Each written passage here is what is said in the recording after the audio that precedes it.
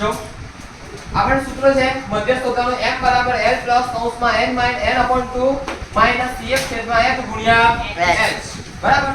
તો આપણે પહેલા આપણે cf શોધી લઈએ કેમ કે આપણને cf માંગ્યું છે તો cf શું છે ચાલો 14 અહીં 14 આવશે 14 ને 56 પહેલા 56 ને 10 કેટલા 66 થાય કેટલા 66 ને 4 70 7 ને 6 13 7 ને 6 13 9 શું હવે દેખો અહીં 86 છે કેટલા છે 86 તો 86 માંથી 16 બાદ કરો તો કેટલા આવે 70 આવે તો 70 ને 30 100 થયેલા 200 થઈ ગયા 100 130 ને 70 200 થયા અને 200 માં 16 ઉમેરો તો 216 માં 4 ઉમેરો તો કેટલા થાય 216 માં 4 ઉમેરો તો 220 માં હું 70 ઉમેરો તો 290 માં હું 62 ઉમેરો તો 352 352 માં હું 48 ઉમેરો તો 400. તો જો આ અને આ n અને આ જે સંખ્યા છેલ્લી આવી છે સમાન હોવી જોઈએ n અને આ છેલ્લી સંખ્યા સમાન હોવી જોઈએ. હવે સિમ્પલી બકા આપણને n/2 શોધવાનું n/2 એ શું હશે n/2 એ સાઈડ પર લખી દઉં છું n/2 બરાબર 400 ભાગ્યા 2 કેટલું આવ્યું 200 માટે આપણે એવી સંખ્યા લેવાની બરાબર CF માંથી કે તે 200 ની બરાબર 200 એની વચ્ચે આવવું જોઈએ. તો 130 અને 216 ની વચ્ચે 200 આવે છે 130 અને 216 ની વચ્ચે 200 આવે છે એટલે આપણે આ સૌથી મોટું આ લેવાનું અને આ લેવાનું 216 અને તેની લાઈનમાં જવાનું તો આને કહેવાય f અને શું કહેવાય f. આ બુદ્ધિ આપણે કેટલી લેવાની f કેટલી છે 86. હવે એની તમે સિદ્ધાંતમાં જવાનું આને કહેવાય l મધ્યસ્થ વર્ગ અને શું કહેવાય મધ્યસ્થ વર્ગ અને મધ્યસ્થ વર્ગની અદસ્તીમાં કઈ છે 3000 કઈ છે l બરાબર 3000 અને છોકરાઓ આપણે h બરાબર શું આપેલું છે 500 કેટલું આપેલું છે 1500 થી 2000 તો 500 નો ગેપ છે ને તો 2000 થી 2500 500 નો ગેપ છે સિમ્પલ તો h બરાબર 500 સિમ્પલી આ બીજું કઈ બાકી રહ્યું નથી આપણે બધું જ મળી ગયું. એટલે ચાલો આપણે ઓળખવા માટે હવે l શું આપ્યું છે 3000 વત્તા n/2 કેટલા છે 200 માઈનસ cf. હવે cf દે આપણે cf અહીં લખવાનું છે cf.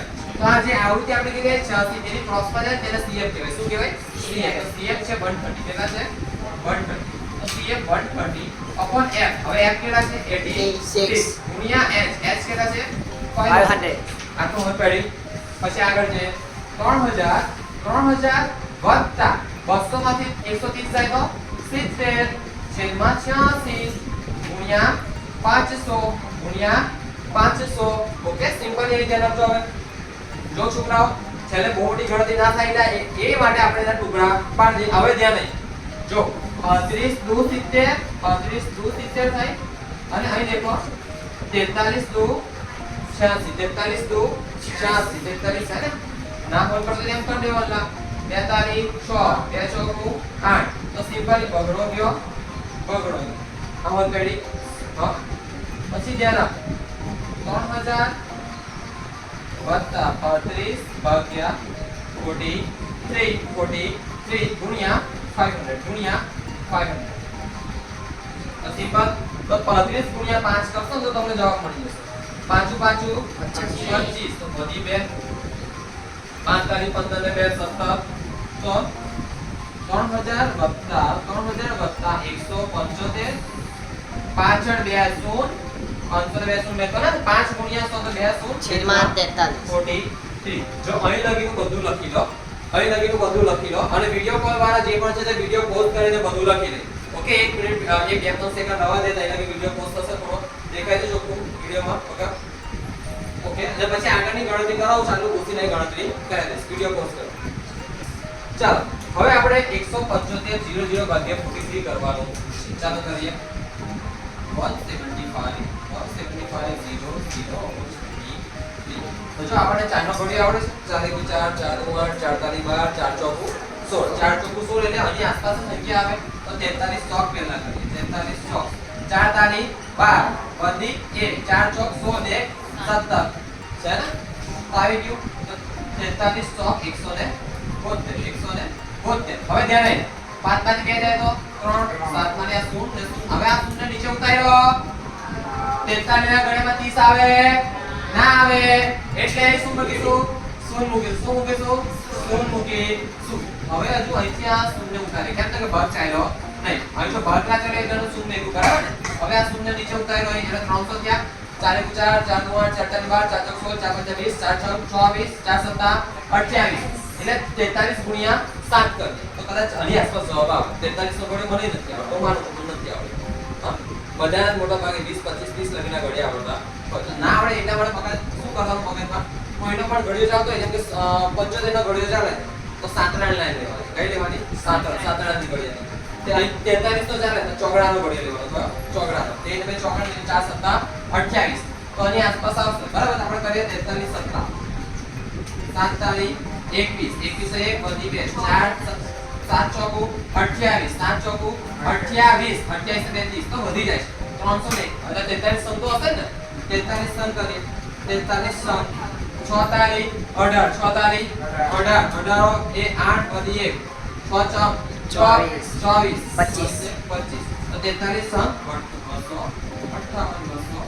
258 હવે સિમ્પલી બકા અહીં આને ચેકો 10 આને ચેકો 9 ઓકે સિમ્પલી આને ચેકો 13 10 માંથી 8 જાય તો 2 9 માંથી 5 જાય તો 4 2 માંથી 2 જાય તો 0 હવે આગળ કોઈ સંખ્યા છે આની પાછળ નથી એટલે એ ભાગ ના ચાલે તો પોઈન્ટ અહીં અહીં પણ શું મૂકી દેવાનો ગમે તેટલા મૂકવા દેતા હવે આ શૂન્ય નીચે અહીં ઉતારવાનું અહીં તો પોઈન્ટ ની કોઈ શૂન્ય મૂકતા પછી હા ચાલો હવે આ શૂન્ય નીચે અહીં ઉતાર્યું 420 420 સિમ્પલી તમે ટ્રાય કરો 43 નંબર સમથિંગ જવાબ આવશે 43 9 તારી 27 7 વધી 2 9 9 ચોક 36 9 ચોક 36 36 ને 2 38 ओके मतलब मैं करो 9 9 बार 43 9 बार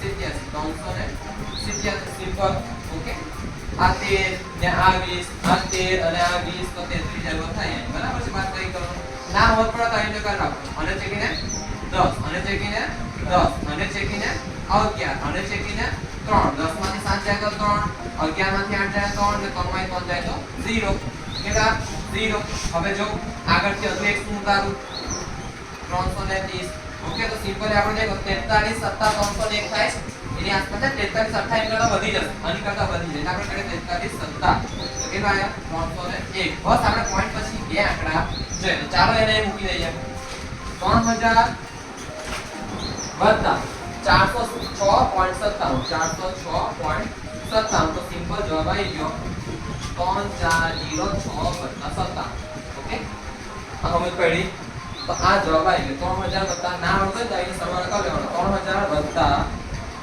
400 સોરી 406.97 અહીં પોઈન્ટ છે તો અહીં પણ પોઈન્ટ નહીં શું તો સિમ્પલી 0 વત્તા 7 7 0 વત્તા 9 9 પોઈન્ટ નીચે પોઈન્ટ 0 વત્તા 6 6 0 વત્તા 0 0 0 વત્તા 4 4 3 વત્તા અહીં કઈ નહીં તો 0 આ સિમ્પલી જવાબ આવી ગયો દાખલો પૂરો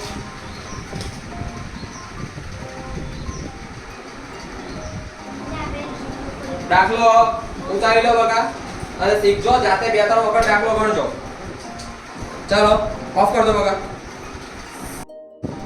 ચાલો છોકરો બકા આપણે છઠ્ઠો દાખલો ગણીએ તેમાં આપણે 100 અટકોની યાદી આપી છે અને તેનો મધ્ય શોધવાનો છે તો ચાલો ધ્યાન આપો આગળ પેલા મધ્યનું સૂત્ર બોલો તો બકા સૂત્ર બોલો n પ્લસ કૌંસમાં n ના છેદમાં 2 માઈનસ l f ગુણ્યા f ગુણ્યા s ઓકે આ સિમ્પલી જો હવે અહીં આપણે cf પહેલા શોધવું પડશે કેમ કે cf આપેલું છે s તો આપણને ખબર જ છે s કેટલું થશે આગળ s કેટલું 3 તો આપણે cf શોધીએ જો કેટલા 6 ગણે 6 6 ને 30 36 36 ને 40 76 ને 10 76 ને 10 86 86 ને 6 92 ને 4 96 96 ને 4 100 અહીં આપણને કેટલા આવ્યા છે 100 અટક એટલે અહીં n બરાબર શું આવશે 100 n બરાબર 100 તો હવે અહીં જે વાત છેલ્લે અને પહેલે અહીં ને અહીં સમાન આંકડા થવા જોઈએ તો તમારું CF સાચું હશે ચાલો છોકરાઓ આપણે દેખીએ n બાય 2 તો n બાય 2 બરાબર 100 ભાગ્યા 2 100 ભાગ્યા 2 50 દુ 100 ભાઈ સિમ્પલ આટલો ભાગાકાર બધાને આવડે 100 ભાગ્યા 2 ઓકે તો 50 ની આસપાસની તમારે અહીંથી સંખ્યા બરાબર 50 ની કોની વચ્ચે આવે છે તે સંખ્યા તમારે લેવાની જેમ કે 36 અને 76 ની વચ્ચે 50 આવે છે હા એટલે એમાં જે વધારે હોય તેની તે લેવાનું, જે વધારે હોય તેને CF લેવાની અને તેના સિદ્ધાંતમાં જવાનું હોય. તો આ છે આકૃતિ, જેને શું કહેવાય ફ્રીક્વન્સી. તો f બરાબર શું આવ્યું 40. f બરાબર શું આવ્યું 40. હવે આ 76. હવે આને કહેવાશે મધ્યસ્થીય વર્ગ. શું કહેવાશે? મધ્યસ્થ વર્ગ. મધ્યસ્થ વર્ગ. તેની અધર સીમા કેટલી છે? 7. તેને આપણે આપણું નામ L. શું? L બરાબર 7. L બરાબર 7. ચાલો હવે L બરાબર 7. હવે આની આ બાજુ જો f કેટલું આવ્યું 40. તેની આ બાજુ જો કૌંસમાં તેને કહેવાય CF. CF કેટલા છે? 36. CF કેટલા છે? 36. હવે દેખો સિમ્પલી કિંમત મૂકવાનું, બીજું કઈ કરવાનું નથી, બહુ સરળ દાખલો છે. L કેટલા આયા આપડા 7. L કેટલા છે? 7 અધરસીમાં વત્તા n/2 કેટલા છે? 50.